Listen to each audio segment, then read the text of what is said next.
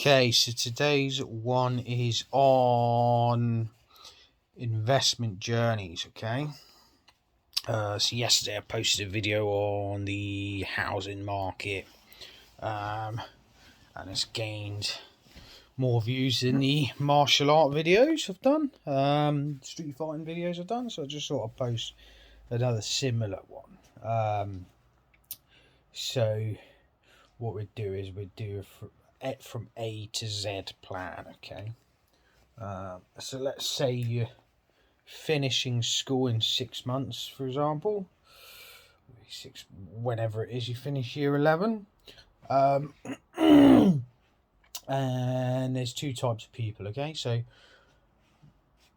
person one knows what he wants to do, she wants to do, and person two, just doesn't know what to do. Okay, so if you know let's start off with, because most people don't know what they want to do, which is totally understandable.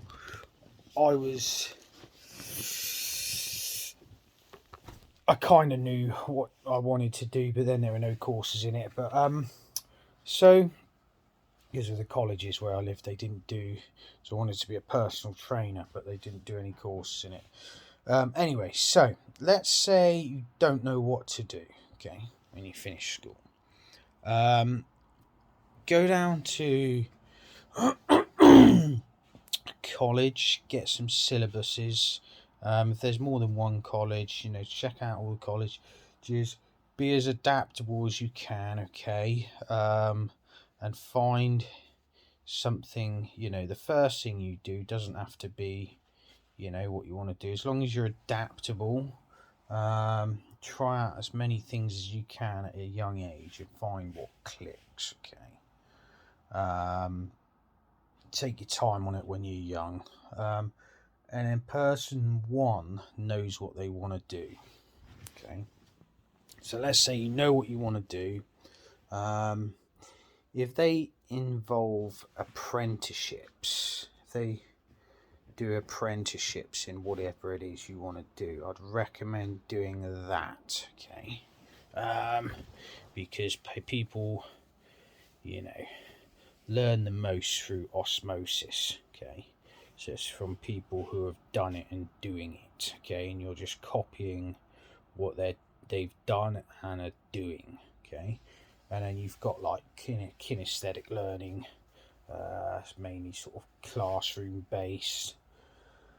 And it's like sort of pen and paper theory, and you're writing theories about it, and you're learning visually. You're not learning visually, if that makes sense. Okay, so if you can do an apprenticeship, do that. Okay. Now, when you start working, okay, or do your apprenticeship, start saving some money. Okay, learn before you get bills and things like that. Before you have kids, start saving money before you have any outlays. Okay, so say for example you do an apprenticeship, and let's say you get paid 110 a week in your first year. Maybe put away £22 a week into a savings account. Okay, whilst you do that, what you want to do is save. If you haven't got any outlays, then how do you know? Just sort of save 3 to 6 months worth of living expenses, okay, and always have that. Okay, now whilst you're doing that, study investments, okay, and find what you like the most.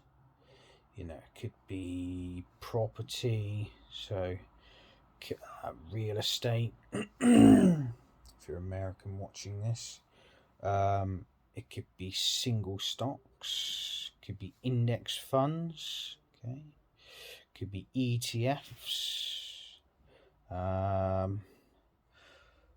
With crypto, I'd never put away more than 10%.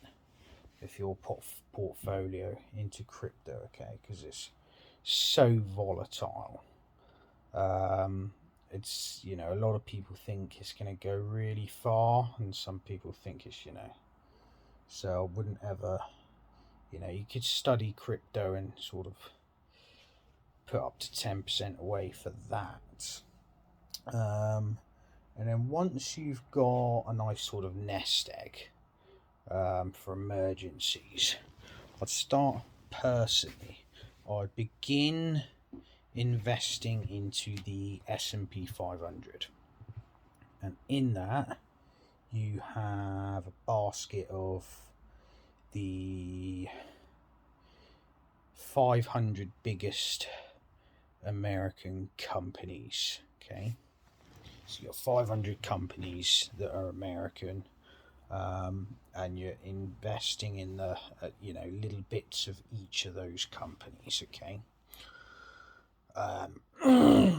So the top 20 companies are in there are sort of like Google, Amazon, Microsoft, Tesla's in there, you know, companies like that, to like companies like Adobe, you know, so you're investing in the whole lot of those, okay? So 500 of the top 500 American companies, okay?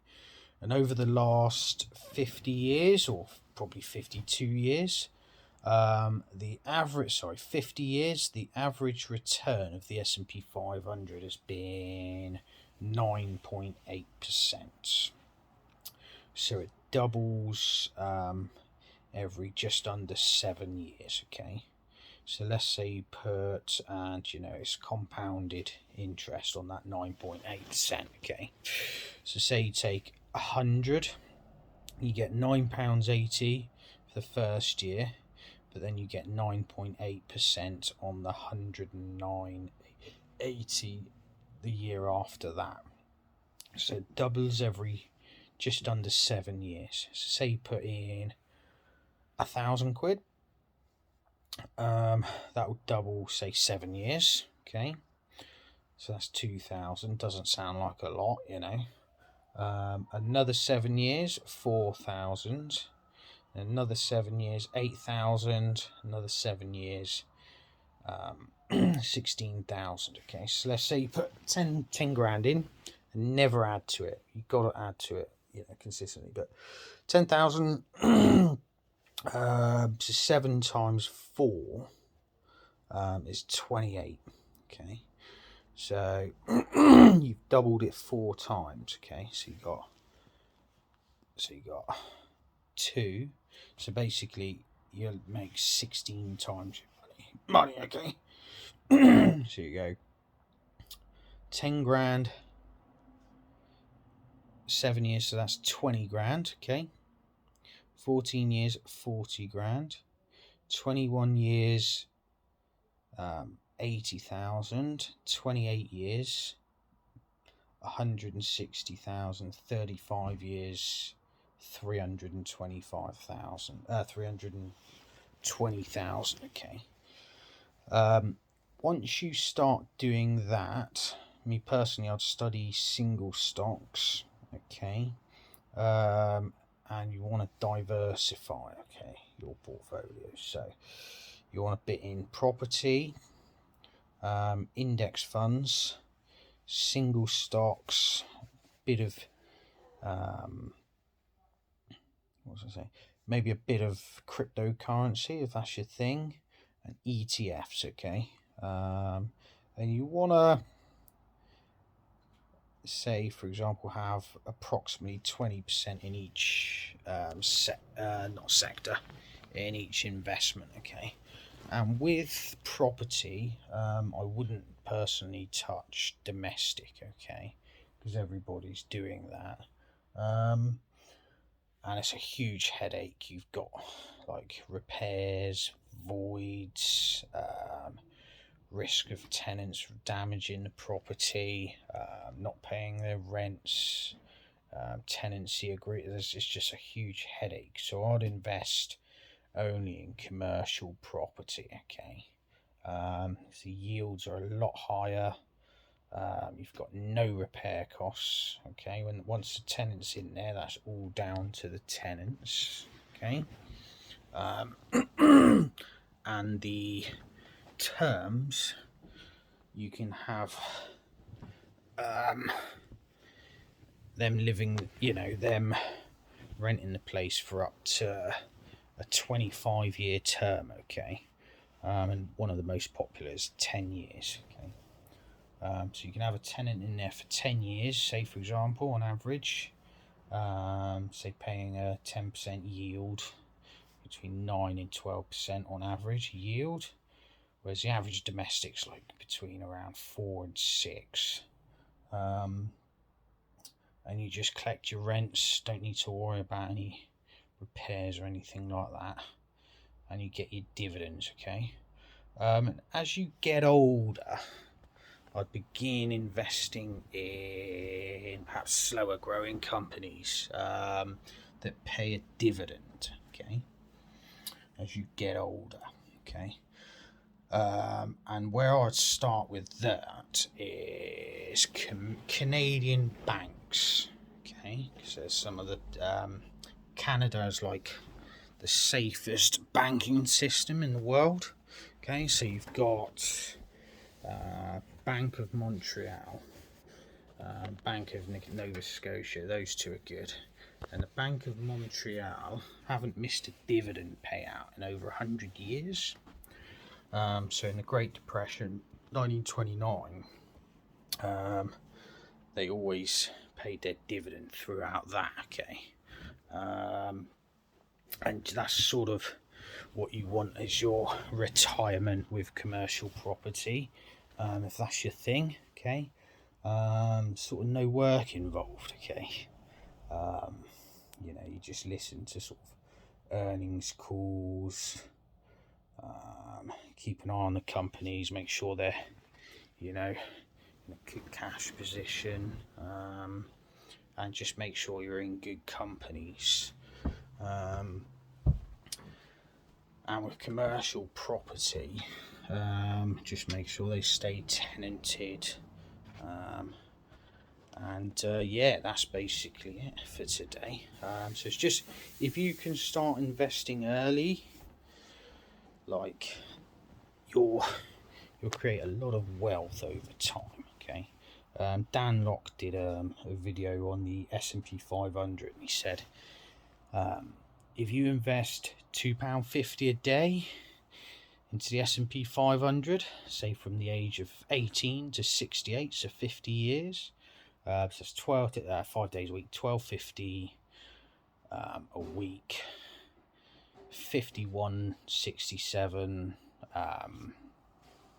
a month, just call it 51. Okay, for 50 years, and if you invest in that adjusted to inflation, so equivalent to £2.50 in today's money for 50 years, you'll end up with 2.7 million by the age of 68. Okay, so you don't have to invest a lot, it's just the main priority should be investing early. Okay, but yeah, that's it for today. Let me know your thoughts on this video, because I can post some more. I've done some martial art videos, did a video on the housing market yesterday. I noticed that gets a lot more views than the martial art and street fighting videos, so I just sort of post another one. But yeah, if you like the video, click the thumbs up. If you don't like it, click the thumbs down. I want to know what's good and what's bad. And subscribe, click the bell notification if you want to be notified when future videos pop up. And I'll look forward to the next video, guys. Peace.